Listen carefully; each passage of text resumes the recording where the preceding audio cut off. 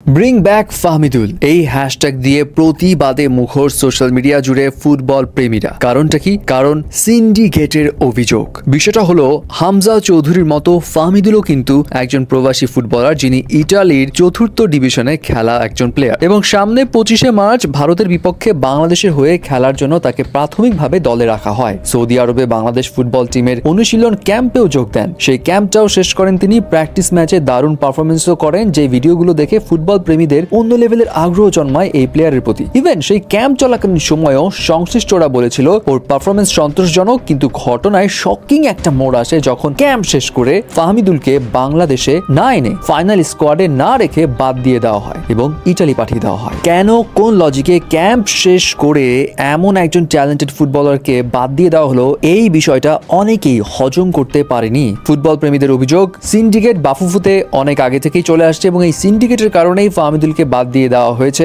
In fact ফাহমিদুলকে ফিরিয়ে না আনলে প্রতিবাদ কর্মসূচিরও ডাক দিয়ে দিবে ফুটবল প্রেমীরা, এমন আহ্বান দিচ্ছে। মানে সবাই ক্লিয়ার অ্যান্সার চায়, কেন ফাহমিদুলকে ক্যাম্প শেষেই বাদ দিয়ে দেওয়া হলো। সো এই ক্লিয়ার অ্যান্সার যখন সবাই চাচ্ছিল, ঠিক সেই সময় কোচ কাবরেরা তিনি আবার জানান ফাহমিদুলের এক্সপিরিয়েন্সের একটু অভাব রয়েছে, তার বয়স কম, মানিয়ে নিতে তার সমস্যা হচ্ছে, পারফরমেন্সও আবার সন্তোষজনক ছিল না, এমন কথাবার্তা বলে তাকে বাদ দিয়ে দেওয়ার পিছনের লজিকটা তিনি খাটাচ্ছেন। বাট এই লজিকও মানতে নারাজ ফুটবল প্রেমীরা। তাদের দাবি, শুরুতে সংশ্লিষ্টরা বলেছিল পারফরমেন্স সন্তোষজনক, ভিডিও সেটার প্রমাণ দেয়, তাহলে এখন কেন বলছে পারফরমেন্স সন্তোষজনক নয়? আবার বয়সের যে ইস্যু টানা হচ্ছে সেটাও মনে হচ্ছে খোলা লজিক, কারণ তার বয়স 18 বছর আর এদিকে 17 বছর বয়সে লামিন ইয়ামাল এদের মতো প্লেয়াররা ইউরোপ দাপিয়ে বেড়াচ্ছে। সো বয়সের কোনো ইস্যু নয়, এখানে অন্য কোনো ঘটনা রয়েছে এবং সেটা সিন্ডিকেটই। যাই হোক, এই ইস্যুটা ক্লিয়ার নয়। তবে এর মাঝে আবার গণমাধ্যমের বিভিন্ন রিপোর্টস থেকে শোনা যাচ্ছে যে হতে পারে হয়তো ফাহমিদুলের সঙ্গে স্থানীয় যেসব বাংলাদেশি প্লেয়াররা রয়েছেন তাদের সঙ্গে বনিবানা ঠিকঠাক মতো হয়নি, হয়তো তাদের মেলামেশায় কোনো সমস্যা রয়েছে, অথবা কোচের সঙ্গে তার ব্যবহার হয়তো সন্তোষজনক ছিল না। নানা ইস্যু থাকতে পারে,